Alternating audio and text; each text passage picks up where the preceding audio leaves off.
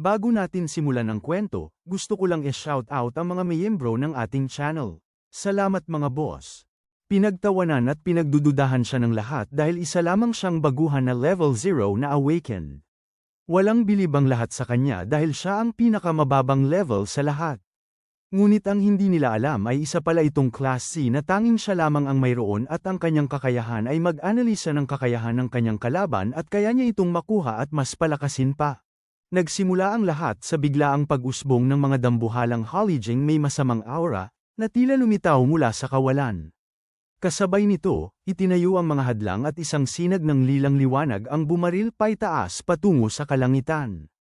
Sa mismong sandaling yon, sinalakay ng mga halimaw na tinatawag na mga disaster beast ang mundo ng tao. Iba't ibang uri ng nilalang ang naghasik ng lagim at walang awang umatake sa sangkatauhan. Sa gitna ng massacre, itinulak ng ama ang isang batang lalaki at pinasigaw itong tumakbo at iligtas ang sarili. Nilamon ng kaguluhan ng mga lansangan habang ang mga tao ay nagtatakbuhan upang makaligtas. Sa isang iglap, isang halimaw na may bughaw na apoy ang humarap sa bata. Inilunsad nito ang isang nagliliyab na pag-atake patungo sa direksyon ng bata at ng kanyang ina. Walang pag-aatubili, isinakripisyo ng ina ang sarili upang protektahan ang anak, at sa huling sandali ng kanyang buhay, iniwan niya ang iisang habili na tumakbo ito at mabuhay. Mula sa bangungot na yon, nagising ang binata sa pagtawag ng kanyang pangalan. Isang babaeng may rosas na buhok ang lumapit at napansin ang kakaiba niyang kalagayan. Sinabi lamang ng binata na wala iyon, ngunit nanatili ang hinala sa mga mata ng dalaga. Napansin nito ang luhang dumadaloy sa kanyang mukha at agad na nag-alala.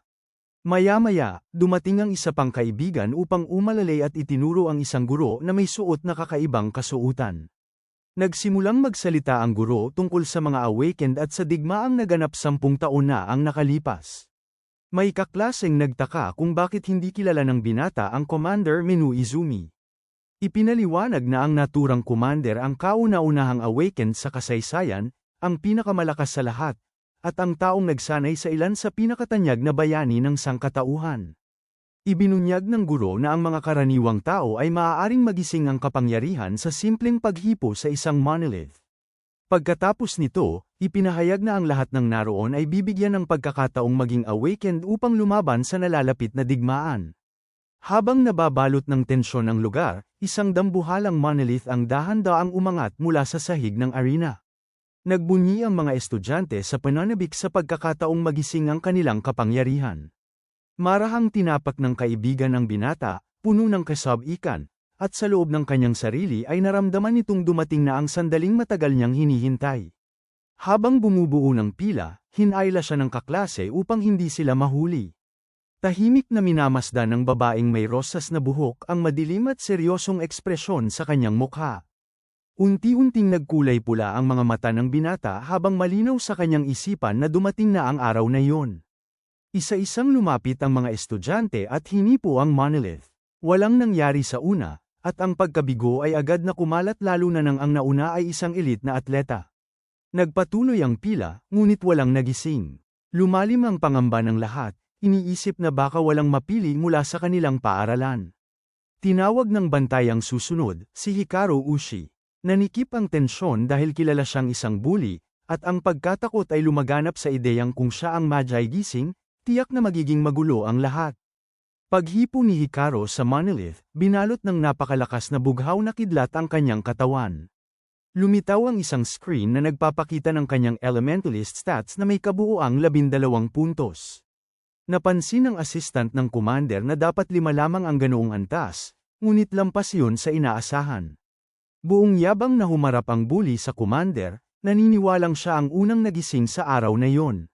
Ngunit may biglang humila sa kanyang balikat at inilayo siya sa monolith. Nagngit-ngit siya sa galit, hindi alam na ang humila sa kanya ay ang binatang tahimik na nakapila kanina. Agad na inisip ng karamihan na tiyak na mapapahamak ang hamarang. Ramdam ng babaeng may bughaw na buhok ang matinding emosyon na nagmumula sa binata. Hinipo ng binata ang monolith habang bumabalik sa alaala ang kanyang puot at panata na hindi kailanman kalilimutan ang galit sa mga halimaw. Napansin ng commander na ang determinasyon ng batang ito ay kakaiba sa lahat. Sa mismong sandaling yon, Isang dambuhalang bughaw na nilalang ang lumitaw sa kanyang likuran. Isang napakalaking enerhiya ang bumuhos mula sa monolith at tuluyang bumalat sa kanya, hanggang sa kumalat ito sa buong arena. Nabigla ang lahat sa malabulaklak na alon ng enerhiya na umabot ng daan-daang talampakan. Nagbunyi ang kanyang mga kaibigan, puno ng tuwa at pagmamalaki. Ibinunyag ng assistant na ang ganitong penomenon ay tanda lamang ng pinakabihirang klase, ang Order Breaker. Sa gilid, halatang hindi nasiyahan si Hikaru sa nasaksihan. Sa loob ng isipan ng binata, dinala siya sa isang tahimik na lugar kung saan nakita niya ang sarili na nakaupo sa gitna ng isang kumikislap na bughaw na lotus na yari sa enerhiya. Lumitaw ang isang screen na nagpapakita ng kanyang klase at isang Z-rank na kakayahan na tinawag na Overmiz. Ngunit sa kanyang pagkabigla, nakita niyang ang lahat ng kanyang stats ay nasa 0. Agad na nag-activate ang kanyang kaloob na nirvana, at sa isang iglap ay pumaimbulog ang kanyang mga katangian hanggang umabot sa 800. Isang kumpiyansang ngiti ang sumili sa kanyang mukha, dahil malinaw na ngayon ang landas upang lipulin ang mga halimaw. Sa tunay na mundo, naging napakaliwanag ng liwanag kaya napilitan ng lahat na takpan ang kanilang mga mata. Unti-unting humupa ang liwanag at lumitaw ang anino ng binata sa harap ng monolith. Hindi makapaniwala si Hikaru sa kanyang nasaksihan. Maging ang babaeng may bughaw na buhok ay nabigla sa absurdong lakas na ipinakita ng isang baguhan. Dahil dito, ipinahayag ng commander na ang binata ang pinakamalakas na awakened sa buong kasaysayan. Sa kanyang status screen, makikitang ang bawat katangian ay umabot sa 200. Sumabog ang arena sa hiyawan at pagdiriwang sa makasaysayang tagumpay.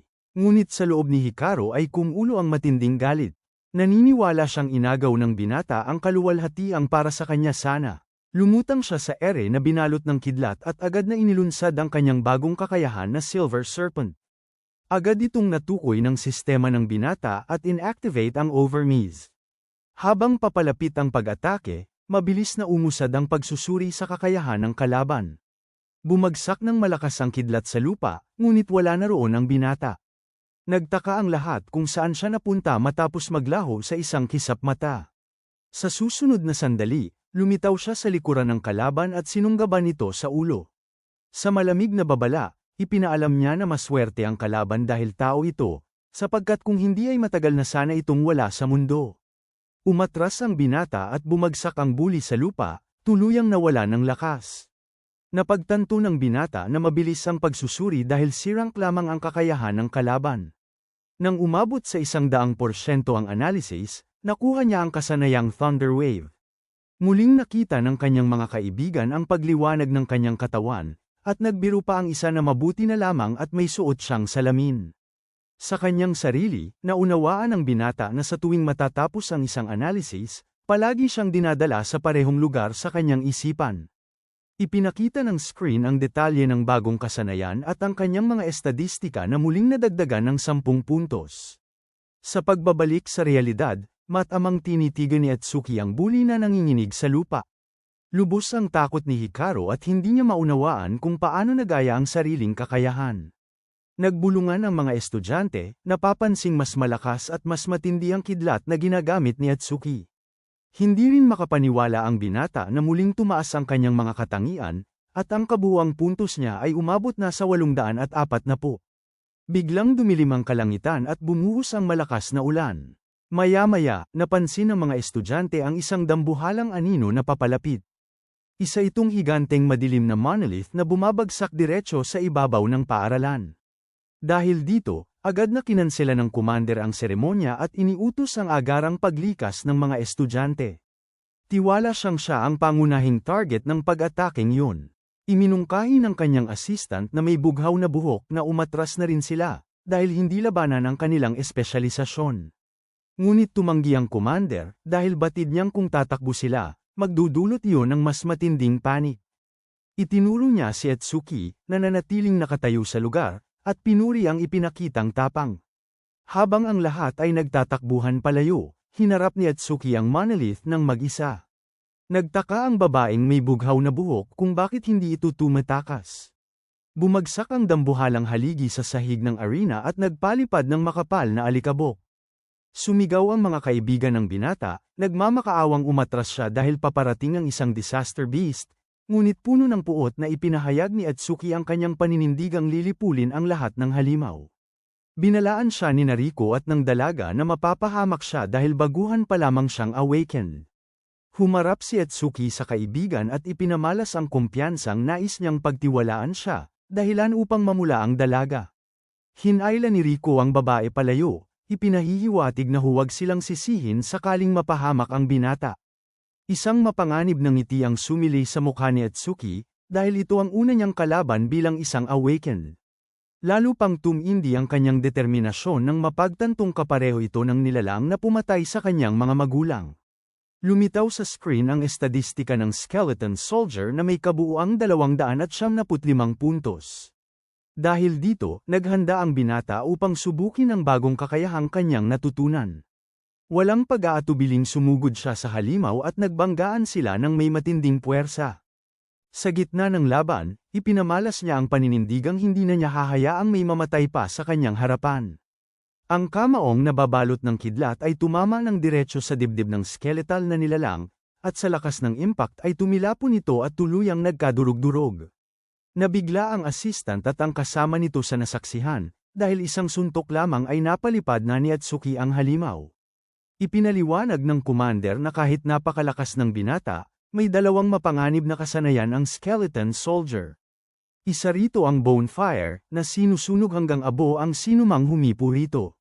Napasigaw sa kawalan ng pag-asa ang mga kaibigan nang makita si Atsuki na balot ng bughaw na apoy. Sa gilid, humalakhak si Hikaru na tila nababaliw, naniniwalang tuluyan ng magiging abo ang binata. Sa loob ng apoy, nag-activate ang overmiss at sinimulan ang pagsusuri sa kakayahan ng kalaban. Ayon sa babaeng may bughaw na buhok, kahit isang awakened na nasa ika-10 antas ay hindi na makaliligtas sa ganitong atake. Nang hinayang ang commander, iniisip na maaaring bumagsak ang isang henyo bago pa man tuluyang lumago ang kanyang kapangyarihan. Habang nararamdaman ni Atsuki ang pagkasunog ng kanyang katawan, bumalik sa kanyang alaala ang sandaling nakita niya ang kanyang ina na nilamon ng kaparehong bughaw na apoy upang iligtas siya. Gayunman, naniniwala ang commander na hindi pa ipinapakita ng binata ang kanyang tunay na lakas at may nakatagong alas pa siya. Sa wakas, umabot sa 100% ang analysis. Sa sandaling yun, malinaw na para kay Atsuki na tapos na ang halimaw. Nawala ng pag-asa ang kanyang mga kaibigan, iniisip na mali ang kanilang paniniwala. Ngunit biglang lumitaw muli ang bughaw na lotus. Mula sa mga apoy, muling lumabas si Atsuki, iniisip kung anong kakayahan ang kanyang makukuha sa pagkakataong ito. Ipinakita ng system screen ang bagong kasanayan na tinatawag na Black Ice Wall, at kasabay nito ay ganap na gumaling at nadagdagan pa ang lahat ng kanyang estadistika. Agad siyang dinala muli sa mental na espasyong nasa loob ng malaking kumikislap na bughaw na lotus. Habang lumulutang doon, ramdam niya ang ganap na paggaling ng kanyang katawan at ang panibagong siglang naghahanda sa kanya para sa susunod na laban. Sa arena, nagbunyi ng husto ang kanyang mga kaibigan, hindi makapaniwalang buhay siya at lubos na gumaling. Nabigla ang assistant ng commander at nag-isip kung may kakayahan ba siyang magpagaling, lalo na't misteryoso ang kanyang klase. Naging mausisa siya sa hangganan ng ganitong paggaling at kung kaya nitong lunasan kahit mas malalang pinsala. Samantala, umungal sa galit ang Skeleton Soldier, hindi maunawaan kung bakit hindi umubra ang apoy nito. Sa sandaling yun, ipinamalas ni Atsuki ang bagong kakayahan sa pamamagitan ng pagbabalot ng kanyang katawan ng itim na yelong baluti at buong tapang na hinarap ang apoy.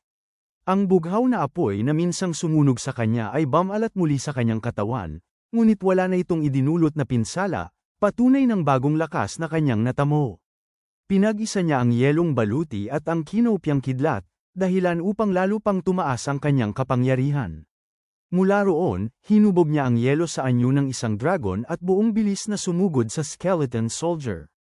Kaagad niyang nilikha ang isang dambuhalang espada na pinagsama ang yelo at kidlat upang wakasan ang halimaw.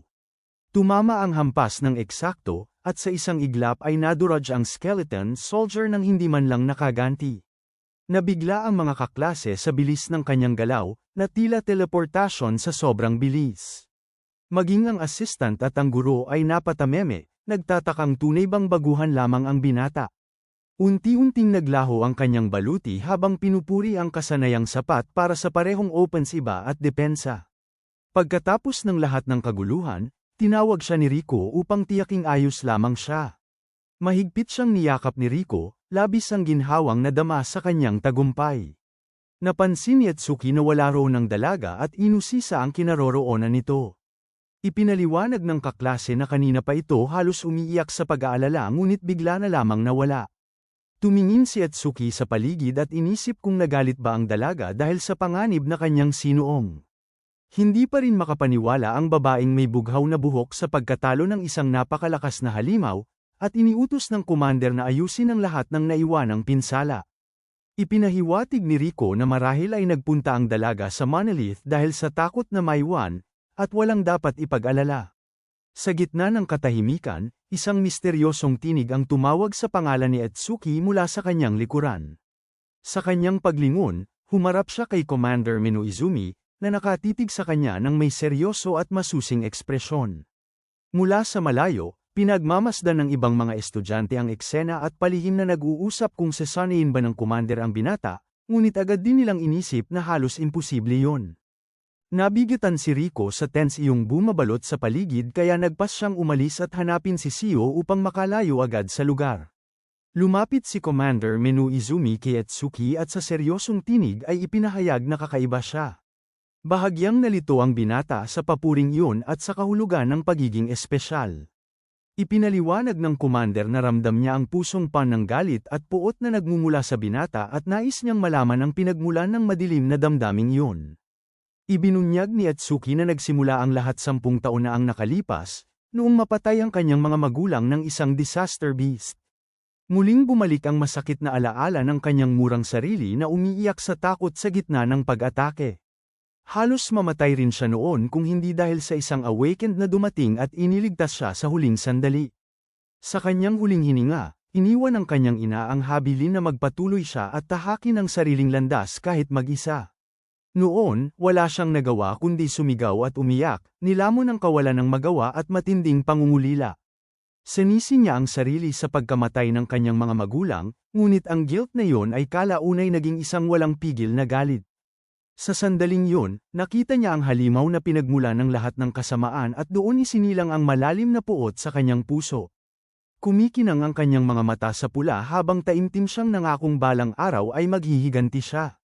Sa kasalukuyan, tinapos niya ang kanyang kwento at nangakong pupuksain ang bawat halimaw, habang ang mga luha ay tahimik na tumutulo sa kanyang mata. Ipinaliwanag niya na kahit pa nang galit ang kanyang puso, patuloy pa ring umiiyak ang kanyang kanang mata upang hindi niya kailanman makalimutan ang puot na kanyang dala. Inanyayahan siya ni Minoizumi na maging estudyante nito at sumali sa Saviors League upang maisakatuparan ang kanyang paghihiganti. Ipinaliwanag na isa itong pandaigdigang organisasyon na binubuo ng pinakamalalakas na awakened na lumalaban sa mga halimaw.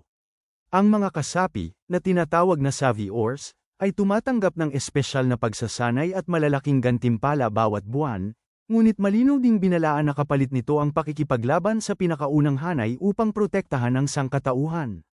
Ipinahayag ni Atsuki na hindi mahalaga sa kanya ang mga gantimpala o yaman, dahil may mas mahalaga siyang layunin.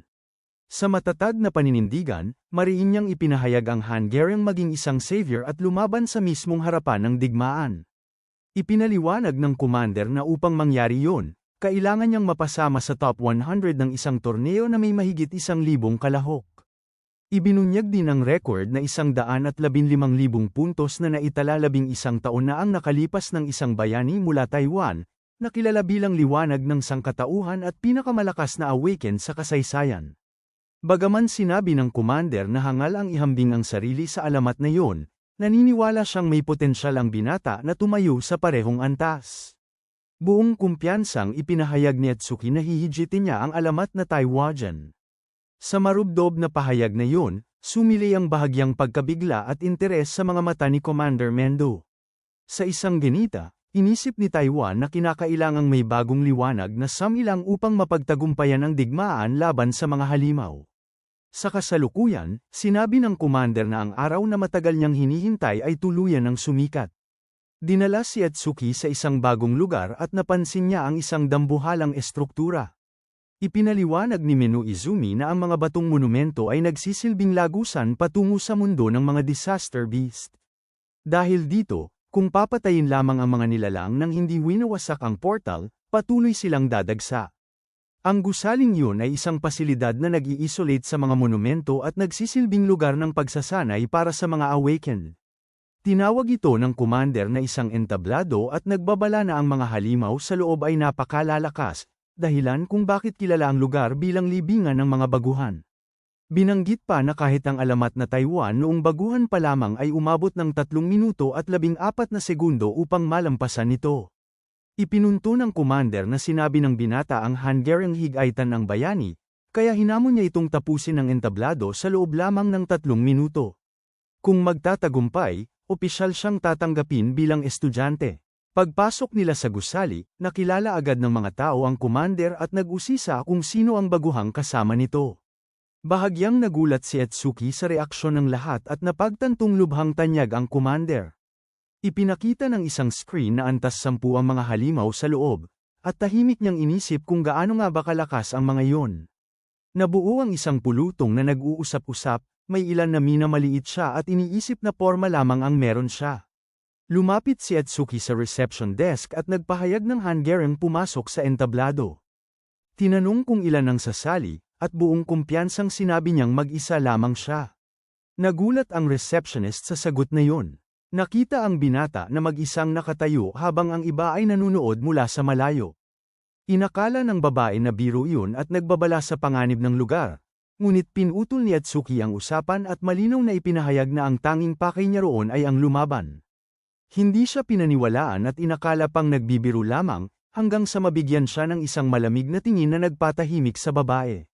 Sa huli, ibinigay nito ang entry bracelet at nagbabala na wala siyang pananagutan sa anumang mangyari. Nagkomento ang mga tao na isa itong misyon ng pagpapakamatay para sa isang level 0 na baguhan sa level 10 na entablado. May ilan namang nag-isip na baka may taglay siyang pambihirang kaloob, ngunit may mga naniniwalang mas mahalaga pa rin ang antas kaysa sa anumang kapangyarihan. Hawak ang bracelet, lumapit si Etsuki sa gate at inihanda ang sarili. Inilapit niya ang pulso sa scanner at lumitaw ang screen na nagkumpirma sa pagpasok ni Etsuki Tenma sa entablado. Pinagaspas niya ang kanyang mga kamao at muling inalala ang pangakong tatapusin ang lahat sa loob ng 3 minuto. Kaagad na yumandarang digital timer sa screen at tuluyang nagsimula ang hamon. Sa mismong sandaling yun, naghanda si Etsuki sa labanan, nagkulay pula ang kanyang mga mata habang ang kanyang diwa ay nakatuon sa paparating na tunggalian. Tumakbo siya sa malawak na kapatagan at napagtantong mas malaki ang loob ng entablado kaysa sa kanyang inaakala. Huminto siya at nag-ipon ng lakas, sapagkat malinaw na niyang nararamdaman ang paglapit ng mga kaaway. Biglang sumulpot ang isang halimaw na yari sa kahoy at umatake, ngunit agad ipinakita ng system screen na ika-4 na antas lamang ito. Hindi na nag-aksaya ng oras ang binata. Lumitaw sa kanyang kamay ang isang talam na yelo at buong bilis siyang sumugod sa nilalang. May bahagyang ngiti sa kanyang mukha habang hawak ang isang dambuhalang palakol na yelo, tila hinahamon ng iba pang mga halimaw na nakasaksi sa eksena. Hindi nagtagal, isang buong hukbo ng mga halimaw na kahoy ang lumitaw at humarap sa kanya, handa sa labanan. Sa labas ng entablado, nagtataka ang assistant kung bakit doon siya inilagay ng commander gayong may mas angkop na lugar para sa mga baguhan. Inisip niyang imposibleng malampasan ang Taiwajan maliban na lamang kung may lalampas pa sa pagiging tao. Naalala niya ang bayani na minsang nakita niyang banayad ang anyo, ngunit walang awa niyang winasak ang isang halimaw na ika-7 antas. Noon, malamig at malungkot ang mga mata nito, hindi kahawig ng sa isang tao. Sa kanyang alaala, malinaw na ang mga matang iyon ay hindi sa isang tao, kundi sa isang tunay na Diyos. Samantala, ipinahayag ng commander na may potensyal si Etsuki na tumapat kay Taiwajan, bagaman isa pa lamang siyang hilaw na diamante. Kung ang bayani ay isang Diyos na negal iligtas ng tao, si Etsuki naman ay kabaligtaran, isang demonyong nilalamon ng puot. Napagtanto ni Etsuki na ang mga halimaw sa ganitong antas ay hindi man lamang sapat upang i-activate ang kanyang overmise.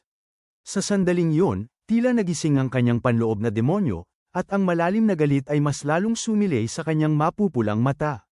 Walang pag-aatubili, sumugod siya at winasak ang lahat ng halimaw na hamarang sa kanyang daraanan. Ngunit agad niyang napagtanto na hindi maaaring ganoon lamang kadali ang lahat. Nag-activate ang sistema at natukoy ang isang kasanayang may kakayahang mag-regenerate. Nagsimula ang pagsusuri ng kakayahan ng kalaban sa 5%. Ang halimaw na kanyang hiniwa sa 2 ay mabilis na naghilom at muling nabuo. Lumitaw ang screen na nagpapakitang tumaas ng malaki ang estadistika nito. Upang ipagtanggol ang sarili, ginamit ni Atsuki ang Black Ice Wall at hinubog ang yelo sa kanyang braso bilang sandata. Napagtanto niyang kailangan niyang magdulot ng matinding pinsala upang pigilan ang regeneration, habang ang analysis ay umabot na sa 17%. Patuloy ang walang humpay na pag-atake ni Atsuki gamit ang kanyang mga talam na yelo. Habang unti-unting umuusad ang pagsusuri, nagpakawala siya ng isang malakas na pababang hampas gamit ang dambuhalang espada ng yelo. Nahati sa gitna ang nilalang at tuluyang nabiyak. Sa isang mapanganib ng ngiti, ipinamalas niya ang determinasyong durugin ito upang hindi na muling makapag-regenerate. Gamit ang mga braso niyang nababalot ng yelo, pinanatili niyang magkahiwalay ang 2 bahagi ng halimaw hanggang sa tuluyan itong madurog sa maraming piraso. Napansin niya na unti-unting nauubos ang kanyang mana dahil sa matagal na paggamit ng Black Ice. Ngunit laking gulat niya nang makita ang halimaw na muling nagbubuo sa harap niya. Muling umatake ang nilalang, at napagtanto niyang hindi pa tapos ang laban. Sa puntong yun, umabot na sa 60% ang analysis. Sa bawat muling pagbuhay ng halimaw, lalo pang bumibilis ang pagsusuri. Nagpasya siyang gumamit ng kidlat upang makatipid ng mana at mapanatili ang distansya. Alam niyang ang tagumpay ay nakasalalay sa completion ng analysis, ngunit mabilis na nauubos ang oras. Habang papalapit ang 3 minutong limitasyon, pinagsama niya ang yelo at kidlat, dahilan upang umakyat ang analysis sa 75%. Inactivate niya ang parehong kasanayan upang pilitin ang regeneration ng kalaban at pabilisin ang pagkopya ng kakayahan. Batid niyang mapanganib ito, sapagkat kung kakailanganin ng mana ang copy skill, tuluyan na siyang mawawalan ng lakas. Habang patuloy siyang umiiwas sa mga atake, umabot sa 80% ang analysis. Tinanggap niya ang panganib, at sa gitna ng kanyang pag-atake ay umakyat pa ito ng 5%. Nagliliyab sa pula ang kanyang mga mata habang sumugod siya, nababalot ng aurang kidlat. Buong lakas niyang pinakawalan ng isang nakapupuksaing suntok sa ulo ng halimaw. Lubos na napagod ang kanyang katawan, at halos hindi na siya makatayo matapos gamitin ang napakaraming enerhiya. Sa sandaling yun, tinuhag siya ng halimaw ng maraming matutulis na tinik, at napagtanto niyang tuluyan ang naubos ang kanyang mana. Gayunman, sumilay ang isang ngiti sa kanyang mukha, sapagkat alam niyang ang copy skill ay hindi nangangailangan ng mana. Sa oras na makumpleto ang analysis, malinaw sa kanya na ang laban ay kanya na. Umabot sa 100% ang pagsusuri at muling lumitaw ang bughaw na Lotus. Nakuha niya ang bagong kakayahang Lotus Burst. Ipinakita ng screen ang detalye ng kasanayan, na nagdudulot ng malakas na pagsabog at may kasamang passive effect. Dahil dito, nadagdagan ng 20 puntos ang lahat ng kanyang estadistika at tuluyang gumaling ang lahat ng kanyang sugat. Humarap si Atsuki sa halimaw at naghanda na gamitin ang bagong kakayahan. Pinagdikit niya ang kanyang mga kamay at pinakawalan ang Lotus Burst. Isang dambuhalang pagsabog na hugis lotus na nagliliyab ang tumama ng direkta sa halimaw. Ang lakas ng impact ay winasak ang lahat sa paligid sa isang malawak na alon ng apoy at pagkawasak. Nasiyahan si Atsuki sa resulta, at napagtanto niyang hindi basta-basta ang bagong kasanayan. Laking gulat niya nang malaman na naibalik din ng copy skill ang kanyang mana, kaya mas magiging madali ang paglipol sa mga halimaw. Sa gitna ng usok, napansin niya ang isang kumikislap na berdeng kristal sa lupa at sandaling pinagmasdan ito. Sa labas, nagpanik ang receptionist dahil halos 3 minuto na siyang nasa loob at nais nang tumawag ng rescue. Naniniwala ang assistant na imposibleng matapos niya ang hamon sa ganoong kabilis na oras, kahit alam niyang hindi siya matatalo ng halimaw. Biglang nagkulay berde ang screen at inanunsyo na may bagong record na naitala, na ikinagulat ng lahat. Hindi makapaniwala ang babaeng may bughaw na buhok sa kanyang nakikita at hindi maunawaan kung paano natapos ang hamon. Kinumpirma ng panel ang kanyang tagumpay sa loob lamang ng 2 minuto at 14 na segundo. Sa mismong sandaling yun, lumabas si Atsuki mula sa portal at bumagsak sa lupa sa sobrang pagod, habang malinaw na ipinapakita ng screen ang bagong record na kanyang naitala. Nagwala ang buong pulutong sa sobrang pagkabigla at pananabik. Isang buong minuto ang itinipid niya kumpara sa record ni Tai Wajan, kahit isa lamang siyang level 0 na baguhang awakened. Unti-unting tumayo si Etsuki at humarap sa commander, malinaw ang determinasyon sa kanyang mukha. Sa unang pagkakataon, tinawag niya itong kanyang guro, may kumpiyansang ngiti habang hinihintay ang sagot. Pinuri siya ni Minu Izumi at formal na tinanggap bilang kanyang alagad. Napansin ng assistant na matagal na niyang hindi nakikitang ganoon kasaya ang commander. Nagulat ang karamihan nang malaman na opisyal na siyang estudyante ng commander. Gayunman, may ilan pa ring nagduda sa kanyang tunay na potensyal. Sa gitna ng usapan, lumapit ang receptionist na halatang nahihiya. May dala itong maliit na kahon bilang regalo at taimtim na humingi ng paumanhin sa naging asal nito kanina. Tinanggap ni Atsuki ang kahon at mahinahong ipinahayag na nauunawaan niya ang pag-aalala nito bilang isang taong humaharap sa mga estranghero araw-araw. Nagpasalamat pa siya sa pag-aalala nito, dahilan upang mamula ang mukha ng babae at tuluyang mablangko sa hiya. Tinawag siya ng babaeng may bughaw na buhok upang umalis na sila, halatang naiirita sa sitwasyon. Binalaan niya ang binata na huwag magmataas dahil lamang estudyante siya ng kanyang ama. Sumang-ayon ang commander at iminungkahing itaas na ang antas ng pagsubok. Ayon sa kanya, napakadali na ng kasalukuyang entablado at handa na ang binata sa mas mataas na hamon. Habang naglalakad sila, ipinaliwanag ng commander na hindi antas ang pinakamahalagang sukatan ng lakas ng isang halimaw. Ang tunay na batayan ay ang uri ng nilalang, sapagkat may mga halimaw na umaasa lamang sa instinct, ngunit mayroon ding mga species na may katalinuhang katumbas o higit pa sa tao, at ang mga iyon ang tunay na mapanganib. Dagdag ng babaeng may bughaw na buhok, magkahawig ang awakened at mga halimaw, ngunit tanging ang mga tao lamang ang may mga klase. Dahil dito, ang susunod na destinasyon ni Atsuki ay ang mga advanced stage ng District 4. Sa loob ng kanyang isipan, bumalik ang madilim na tanong kung naramdaman ba ng mga halimaw ang sakit noong pinaslang niya ang mga ito. Napansin ng assistant ang biglang paglabas ng madilim na aura mula sa binata at bahagyang kinabahan sa kung ano ang maaaring iniisip nito. May mga bulong-bulungan sa paligid na ang mga entablado sa District 4 na ay kontrolado ng isang taong nagngangalang Riki Noshida. May isang lalaki ang biglang nagpatahimik sa kausap niya, takot na baka may makarinig at mapahamak sila. Samantala, ipinakita si Riki Noshida, ang anak ng pinuno ng North District, sa isang eksenang pan ng kayabangan. Tinanong siya ng isang gwardya kung kailan siya aalis, ngunit ipinahayag niyang pag-aari niya ang lugar at aalis lamang siya kung kailan niya gusto. May mapagmataas ng ngiti, sinabi niyang ang pagpila ay para lamang sa karaniwang tao at hindi para sa tulad niya. Bumalik ang eksena kay Atsuki nang buksan niya ang Reg Along na tanggap at makita ang isang kumikislap na puting bato sa loob. Maya-maya, nakaupo siya kasama ang commander at ang assistant at ipinahayag na pamilyar sa kanya ang batong yun. Tinanong siya ng commander kung nakakita na ba siya ng Karma Stone, at hinawakan ni Atsuki ang bato habang inaalala ang malaking berdeng kristal na iniwan ng halimaw kanina. Napansin niyang magkaiba ang kulay ng dalawang bato. Nabigla ang assistant nang malaman na nakakuha siya ng intermediate Karma Stone sa isang rookie stage. Ipinaliwanag ng babaeng may bughaw na buhok na ang Karma Stones ay mga batong karanasan. Kapag natalo ang isang halimaw, naglalabas ito ng enerhiya na sinisipsip ng nanalo upang tumaas ang antas. Ang Karma Stone ay isang kristal na nag-iipon ng naturang enerhiya para magamit sa hinaharap. Gayunman, napansin niyang kakaiba na may nabuo nito sa isang napakasimpleng entablado. Ipinaliwanag ng commander na malamang ay dahil yun sa kaloob ni Atsuki. Naguluhan ang binata at ang assistant sa paliwanag. Ibinunyag ng commander na karaniwan ay automatikong sinisipsip ng awakened ang karanasan, ngunit hindi tumaas ang antas ni Atsuki. Pinaniniwalaan niyang ang enerhiya mula sa unang halimaw ay hindi napunta sa binata, kundi hindi sinasadyang nasipsip ng mga taong naroon, kabilang siya at ang assistant.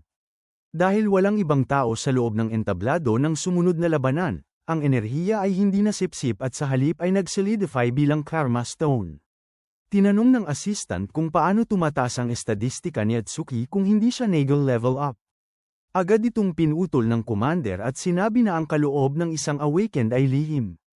Inutusan niya ang binata na gawin ang nais niya sa bato at ipinaalam na aalis siya sandali para sa isang kumperensya.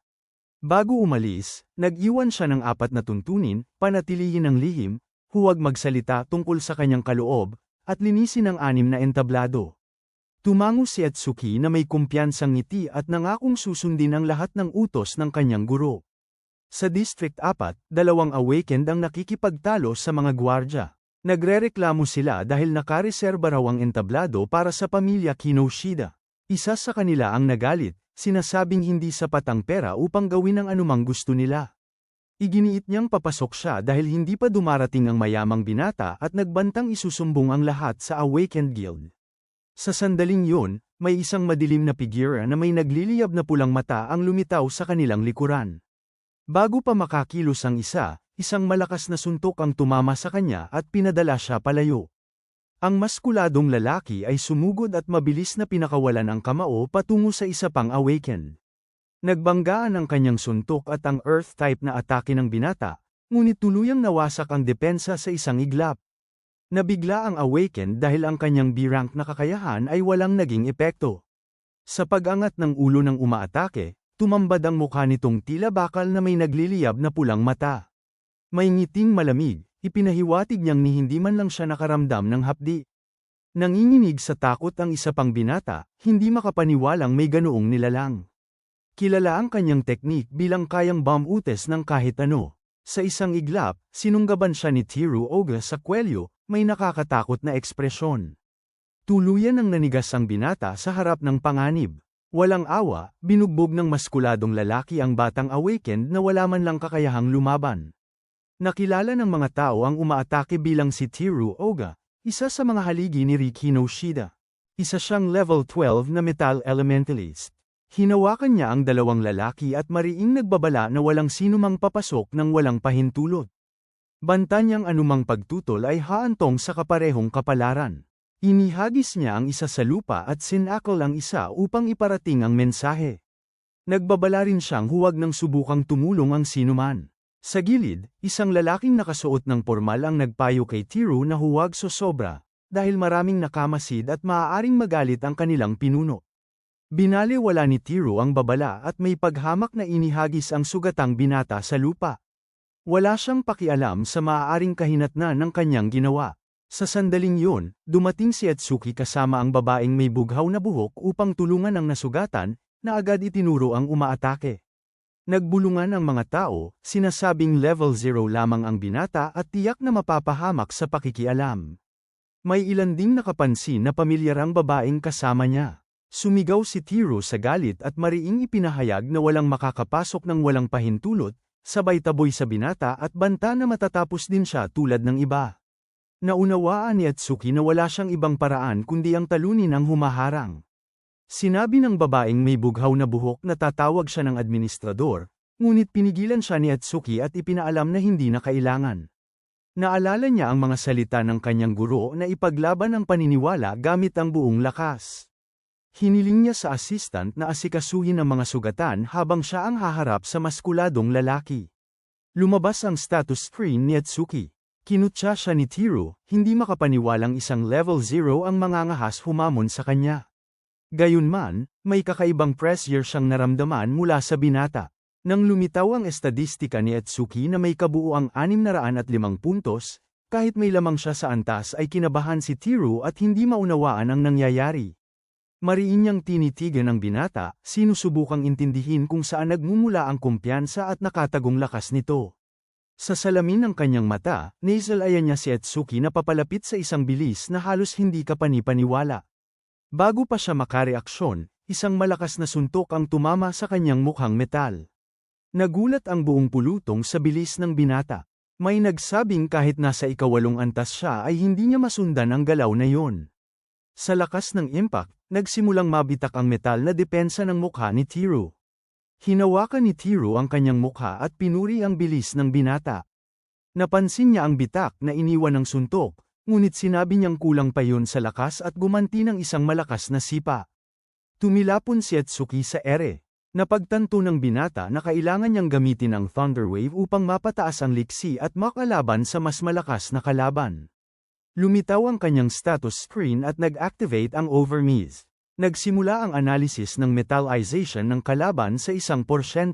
Nagulat siya na sapat ang lakas ng kakayahan upang matrigger ang pagkopya. Napagpasyahan niyang seryosohin na ang laban at ituon ang atake sa mga bahaging hindi metal. Umakyat sa 5% ang analysis habang binabalangkas niya ang susunod na hakbang. Matatag na itinukod ni Atsuki ang mga paa sa lupa at naghanda sa buong bilis na pagsugod. Tinukso siya ni Tiro, sinasabing wala siyang lakas at bilis. Ngumiti ang Brute habang naghahanda sa panibagong atake. Sinamantala ni Atsuki ang bukas na depensa ng kalaban at ginamit ang Thunder Wave upang lalo pang bumilis. Nagulat si Tiro nang makita ang paggamit ng elemento ng kidlat. Sumugod si Atsuki, determinado na huwag bigyan ng oras ang kalaban na tuluyang mag-metalize. Sa sunod-sunod na mabilis na hampas, walang tigil na umusad ang analysis. Sa loob lamang ng ilang segundo, tumalon ng porsyento mula 25 hanggang 66. Nabigla ang mga nanunood at nagtaka kung paano nakakagamit ang binata ng kakayahan mula sa ibang klase. May ilan ang naniwalang maaaring talunin ng level 0 si Tiro. Naramdaman ng Brute ang desperasyon sa bilis ng kalaban. Batid niyang kung magpapatuloy yun, tiyak ang kanyang pagkatalo. Sa kagipitan, sumigaw siya sa kanyang mga tauhan upang tumulong, na pagtantong wala na siyang ibang mapagpipilian. Mahigpit ang pagkakakuyom ng kanyang mga ngipin habang inilalabas ang huling alas. Sa isang malakas na sigaw, pinakawalan ni Tiro ang napakalaking enerhiya. Sa tindi ng lakas, napunit ang kanyang damit. Ganap niyang minetalize ang buong katawan at umabot sa 88% ang analysis. Pinasalamatan niya si Atsuki sa pagtulak sa kanya sa hangganan. Ipinaliwanag niyang ang metal na katawan ay nagbibigay ng dagdag na depensa, dahilan upang lumampas sa 500 ang kanyang total defense. Ipinahiwatig niyang balak sana niyang hatiin ang binata, ngunit bilang pasasalamat ay bibigyan niya ito ng mabilis at hindi masakit na wakas. Hindi makapaniwala ang pulutong sa ipinakitang depensa, sapagkat napakataas nito. Akala ng marami ay panalo na ang binata kanina pa. Sa kanyang inisip ni Atsuki na ang ganitong anyo ay tiyak na malakas kumonsumo ng mana. Ibig sabihin, hindi maaaring mataas ang mana ng kalaban habang pinananatili ang ganoong depensa. Natawa si Tiro sa teorya, ngunit sa loob-loob niya ay nagulat siya sa talas ng intuisyon ng isang level 0. Ipinahayag ni Atsuki na hindi niya balak pahabain ang laban sa pag-ubos ng mana ng kalaban, dahil tatapusin niya ito sa sandaling iyon. Sa wakas, umabot sa 100% ang analysis. Muling nakita ng babaeng may bughaw na buhok ang paglitaw ng lotus, at napagtanto niyang patuloy pang lumalakas si Atsuki. Hindi maunawaan ng mga tao ang kakayahang yun, iniisip nilang hindi yun isang atake at nagtatakang paano siya mananalo gamit yun. Sa pagtatapos ng analysis, nakuha ni Atsuki ang kakayahang piercing sphere. Mabagal ang galaw nito, 1 metro bawat segundo lamang. Gayunman, may matibay na determinasyon ang binata na durugin ang depensang ipinagmamalaki ng kalaban. Nadagdagan muli ng 10 puntos ang kanyang mga estadistika, gumaling ang kanyang mga sugat, at muli siyang dinala sa loob ng bughaw na lotus. Hinamon niya si Tiro na subukang iwasan ang bagong atake. May kumpiyansang ngiti, inactivate niya ang piercing sphere. Hindi makapaniwala ang pulutong na nabasag ng isang level 0 ang depensa ng isang level 12. May nakita silang kakaiba sa mga mata ng binata. Isang maliit na bolang kulay madilim na lila ang lumitaw sa harap ni Atsuki, kumikislap sa misteryosong kapangyarihan. Dahan-dahan itong umusad pasulong. Sa sobrang bagal at halatang galaw ng atake, nagtawanan ang mga tao at inakalang nakakadismaya ito. May nagsabing isa lamang itong maliit na bola. Maging si Tiro ay napatawa at kinutya ang binata, hindi makapaniwalang may magagawa ang ganoong kainang atake. May mapanuyang ngiti siyang tumitig sa papalapit na sphere, iniisip kung yun na ba ang alas ng binata. Ngunit sa isang iglap, tumama ang sphere ng diretso sa kanyang dibdib, ganap na ikinagulat niya ang nangyari. Biglang nagbago ang anyo ni Tiro, napalitan ng matinding pagkabigla at sakit. Hindi niya maunawaan kung paano nabutas ang kanyang depensa. Ang maliit na bolang enerhiya ay dumaan sa kanyang metal na katawan na tila wala itong anumang hadlang. Tuluyang tinagos ng atake ang itinuturing niyang ganap at absolutong depensa.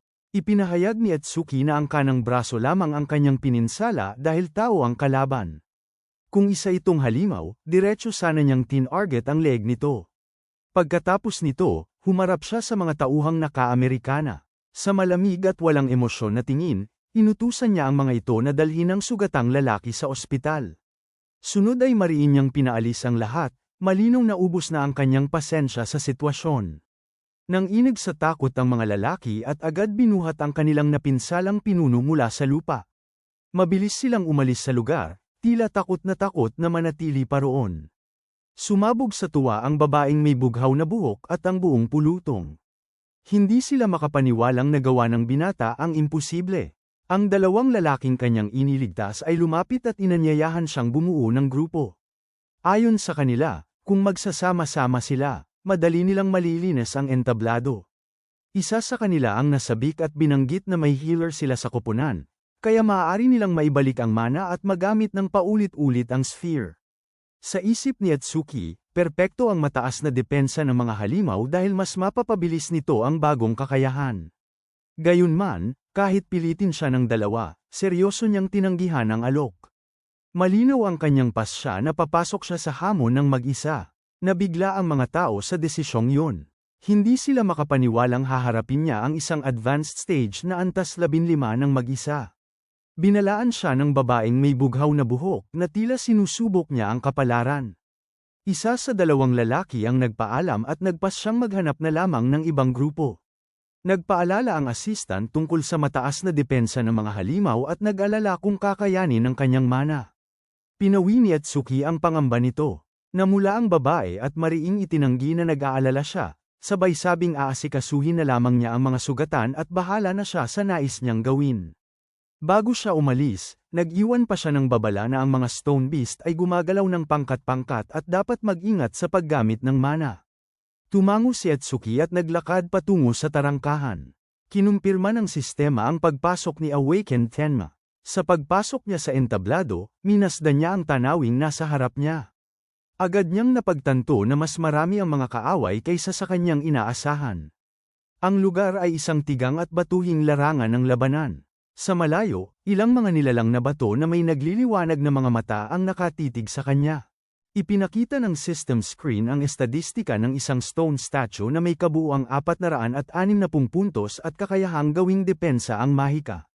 Naghanda si Atsuki na subukan ang bagong kakayahan. Nais niyang makita kung maa-activate ng mga halimaw ang passive condition ng sphere.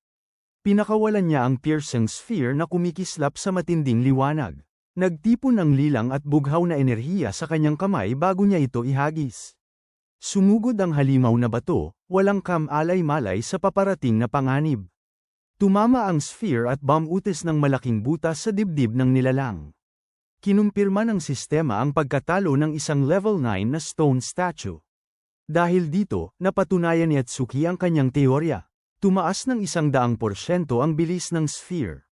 Agad siyang nakontento sa resulta. Maya-maya, 3 pang stone creature ang lumitaw at humarap sa kanya, mas mabagsik ang anyo kaysa sa nauna. Napagtanto niyang ang mababagal na halimaw ay perpektong target ng kanyang kakayahan. Binalot niya ang sarili ng kidlat at muling lumaban. Matapos talunin ng ilan pa, napansin niyang bawat putok ng sphere ay kumokonsumo ng 50 mana. Sa kasalukuyang reserba, 2 na lamang ang natitira niyang bala. Sa sitwasyong yun, nakita niyang papalapit ang 2 halimaw at hindi pa lumalabas ang boss. Kinailangan niyang magtipid ng lakas para sa huling laban. Napagtanto niyang kailangang patumbahin ang 2 gamit ang iisang atake. Nag-ipon siya ng enerhiya at pinakawalan ang sphere patungo sa lupa upang lumikha ng makapal na ulap ng alikabok. Sa pagsabog, nagliparan ang mga bato at pansamantalang nabulag ang mga halimaw. Sinamantala niya ang pagkakataon at tumalon sa ere, nagkamit ng tactical na bentahe mula sa itaas. May masamang ngiti sa kanyang mukha at nagliliyab sa pula ang kanyang mga mata sa bugso ng adrenaline. Pinagtuunan niya ng lahat ng natitirang lakas ang sphere at pinakawalan ito mula sa himpapawid. Nagningning ng matindi ang lilang enerhiya at tumama ng eksakto sa 2 halimaw. Muling tumaas ang bilis ng sphere at kinumpirma ng sistema ang sabayang pagkatalo ng 2. Lubos na napagod at tuluyang naubusan ng mana, bumagsak siya sa lupa. Kahit pagod, naisip niyang sana ay mayroon siyang kakayahang makapagpagaling o makabawi ng lakas. Gayunpaman, napansin niyang kaya na niyang tamaan ang mga target na tumatakbo sa bilis na 5 metro bawat segundo. lalong lumakas ang kanyang kakayahan. Ipinakita ng screen ang detalye ng piercing sphere, na maaaring umabot hanggang 500% ang pagtaas ng bilis. Biglang yumanig ng marahas ang lupa at nilukuban ng isang dambuhalang anino si Atsuki. Sa sumunod na sandali, umangat ang boss ng entablado na may nakabibinging ungol, nagpapalipad ng makapal na alikabok. Inactivate ng halimaw na bato ang B-rank na kasanayang gigantification at naging napakalaki. Ipinakita ng screen na ito ay level 15 at may kabuuang 777 puntos. Sa harap ng matinding panganib, inactivate ni Atsuki ang Thunder Wave upang pataasin ang kanyang leksi ng 50%. Napaisip siya kung kaya bang batasin ng kanyang sphere ang ganoong katibay na kalaban. Dahil dito, napagpasyahan niyang ang pinakamainam na target ay ang ulo upang magdulot ng mas malaking pinsala. Tumalon siya ng mataas at nakakita ng perpektong pagkakataon upang ilunsad ang atake gamit ang lahat ng kanyang natitirang lakas. Ngunit agad niyang napagtanto na napakaliit ng sphere at maaaring hindi sapat ang pinsalang idulot nito upang pabagsakin ang dambuhala. Sinamantala ng halimaw ang pagkakataon at hinampas siya ng napakalaking braso. Sa gitna ng ere, napagtanto ni Atsuki na hindi na niya kayang umiwas. Wala nang ibang pagpipilian. Agad niyang inactivate ang Black Ice Wall upang subukang salagin ang paparating na bagsik na tama. Tumama ang dambuhalang suntok sa depensang yelo ni Atsuki na may nakapangingilabot na puwersa, winasak ang lahat ng hamarang dito. Tumilapon siya at sumalpok sa pader, at doon niya lubos na napagtanto na higit na mas malakas ang nilalang kaysa sa kanyang inaakala. Sa sandaling yun, nag-activate ang kanyang overmiss nang matukoy ang gigantification, at sumili ang isang ngiti sa kanyang mukha dahil batid niyang makatutulong ito sa kanya. Sa malayo, nasa loob ng kanyang mansyon si Ragi Kainseta nang may tumanggap ng tawag ang isa sa kanyang mga tauhan at halatang nabigla. Nainis ang mayamang binata sa ingay at inutusang tumahimik ang lalaki dahil kinamumuhian niya ang pagsigaw. Humingi ng paumanhin ang tauhan at ipinaliwanag ang nangyari, may isang taong tumalo kay Teru Oga at pumasok sa entabladong nakalaan para sa kanilang pamilya. Nag-alab ang galit ni Ragi at agad na inisip kung isang awakened na lampas 30 antas ang gumawa nito. Ipinaliwanag ng tauhan na abala ang mga high-level awakened at puro mga baguhan lamang ang naroon, kaya imposible raw na natalo si Teru ng isang rookie. Hiniling ni Ragi ang karagdagang impormasyon, ngunit bigla niyang pinutol ang usapan at sinabing hindi na niya kailangan ng detalye dahil kung aalis sila ngayon, aabot pa sila. Sa inis, sinigawan niya ang tauhan na kumilos agad. Takot na sumunod ang lalaki, at habang inaalis ni Ragi ang kanyang Amerikana, taimtim niyang ipinangako ang paghihiganti sa sinumang umalipusta sa pamilya Kainseta. Samantala, bumalik ang eksena sa entablado kung saan umabot na sa 100% ang analysis. Muling lumitaw si Atsuki sa loob ng bughaw na lotus. Nakupya na ang kakayahan, at ang dambuhalang nilalang na bato ay patuloy pa ring nakatitig sa kanya. Napansin ni Atsuki na bagaman tapos na ang analysis, ang kanyang piercing sphere ay umangat na sa ikalawang antas. Ipinakita ng screen na ang bilis nito ay umabot na sa 7 metro bawat segundo at maaari na niyang baguhin ang laki. Nad-obel rin ang passive bonus at maaari na niyang i-adjust ang sukat kapalit ng mana. Nabuhayan siya ng loob at nagpas siyang subukan agad ang bagong kakayahan. Ipinakita ng system na nakakuha siya ng piercing sphere level 2 at 20 stat points, ngunit bumaba ang kabuuang halaga dahil sa naunang pagod. Sa ibabaw mismo ng dambuhalang golem, ginugol niya ang lahat ng natitirang mana upang likhain ang pinakamalakas na sphere na kaya niya. Isang napakalaking bolang kulay ube at itim ang bumagsak mula sa itaas at tumagos sa nilalang mula ulo hanggang paa sa isang iglap. Nakahandusay sa lupa, pagod, napangiti si Atsuki at napaisip kung nasobrahan ba siya dahil tuluyan ang naubos ang kanyang mana. Kinumpirma ng sistema ang pagkatalo ng golem at ang pagtaas ng bilis ng sphere ng 200%. Hawak ang isang berdeng karma stone, kinalkula niya na kung mauulit pa ito ng 2 beses, aabot na sa bilis ng isang sasakyan ang kanyang atake. Doon niya napagtantong halos hindi niya pinansin ang mga passive effect, kahit na napakalaking tulong pala ng mga ito. Naalala niya na ang Lotus Burst ay nagpapalawak ng saklaw ng lahat ng kanyang kasanayan. Ipinakita ng screen na nadaragdagan ng 1% ang range ng bawat kasanayan sa bawat mapapatay, at doon niya nasalayan ang napakalaking potensyal nito. Sa labas, ipinakita ng panel na natapos ang hamon sa loob lamang ng 3 minuto at 1 segundo. Nabigla ang lahat, dahil karaniwang inaabot ng 10 minuto ang isang grupo ng 5, at muling nabasag ang record ni Taiwajan. Nang lumabas si Etsuki, nagtaka ang mga tao kung bakit level 0 pa rin siya at wala man lang bakas ng sugat. Pinagmamasdan siya ng babaeng may bughaw na buhok at napabulala sa pagtataka na muli siyang nakalusot ng walang galos at nakabasag pa ng record.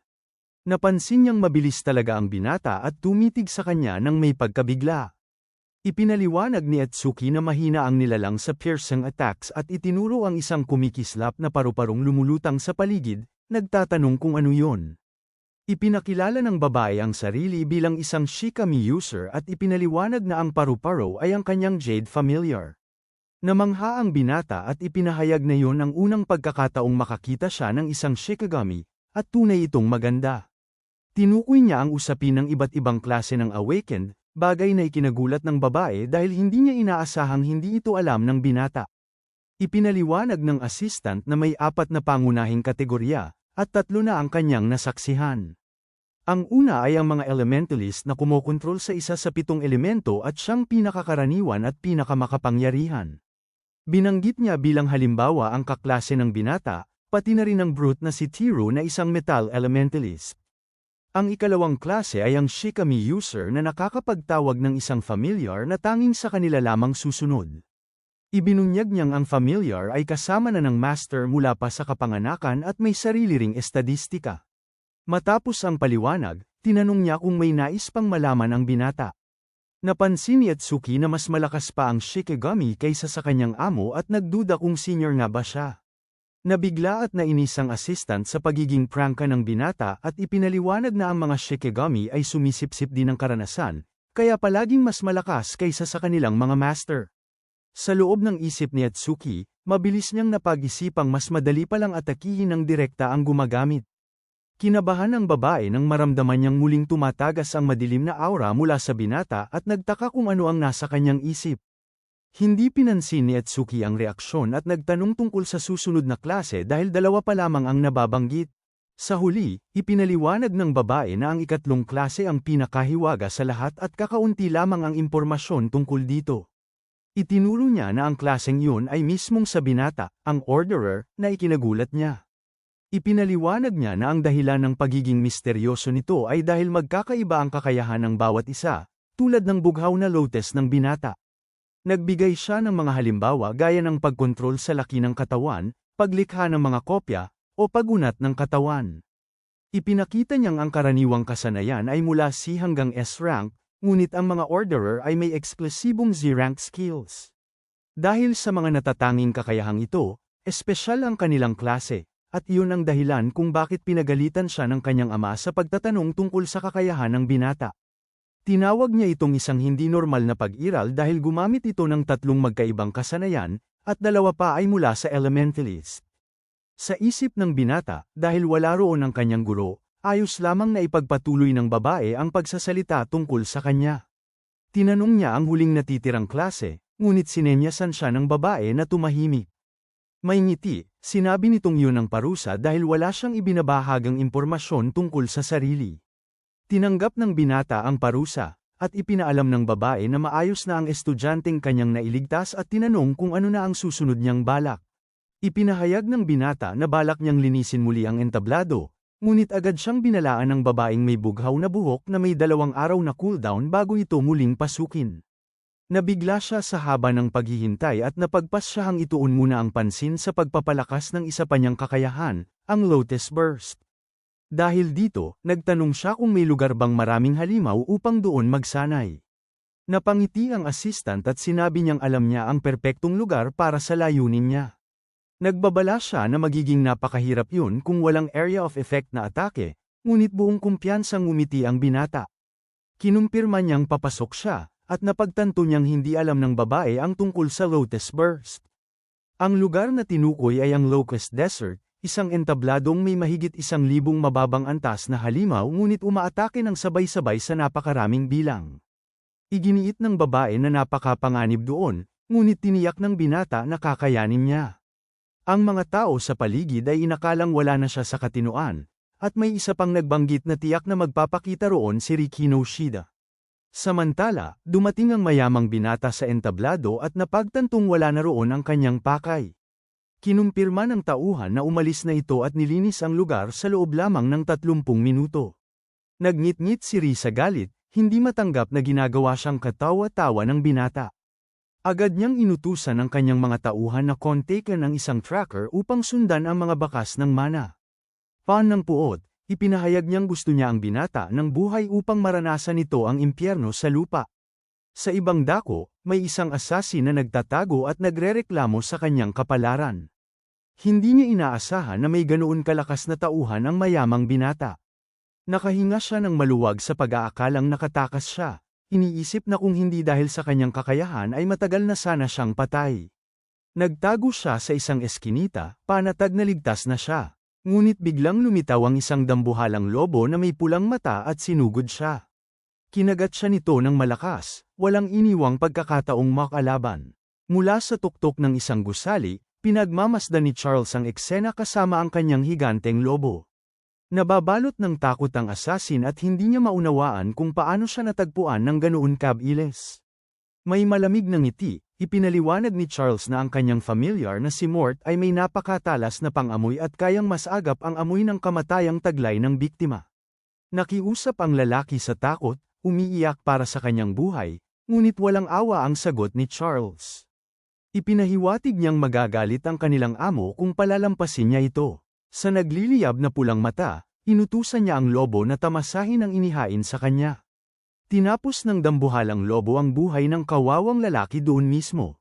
Maya-maya, napansin ni Charles na sa wakas ay tumaas na ang antas ng kanyang familiar matapos ang mahabang panahon. Ipinakita ng screen ang estadistika ng Hound of Mort na umabot na sa antas 16 at nagkamit ng mga bagong kakayahan. Matapos ang lahat, tinanggap ni Charles ang isang tawag at iniulat sa seryosong tinig na tapos na ang gawain. Sa isa pang tawag, nalaman niyang malubha ang pagkakasugat ni Oga. Napaisip siya kung natuklasan na ba ang kahinaan ng brood. May ngiting puno ng interes, sinabi niya sa kanyang lobo na may panibagong biktima na silang hahabulin. Sa malayo, dumating ang binata at ang babaeng may bughaw na buhok sa Locust Desert. Tiningnan niya ang malalawak na bukirin at nagtaka kung talagang ganoon karami ang mga balang. Ipinaliwanag ng babae na pinipili ng mga halimaw ang mga kapaligirang angkop sa kanila, at ang paghula rito ay isang pangunahing kasanayan. Binanggit niyang napakapanganib ng entabladong ito kaya't pinag-iisipan na itong isara. Napansin ng binata na walang receptionist at nagtaka kung bakit, gayong antas 13 lamang ito. Hanggang dito na lang muna mga bossing. Kung gusto mong subaybayan ang kwentong ito, mag-like, comment, at subscribe at i-hit mo na rin ang notification bell para ikaw ang unang makapanood pag may bago tayong upload. Kita-kits sa susunod mga boss.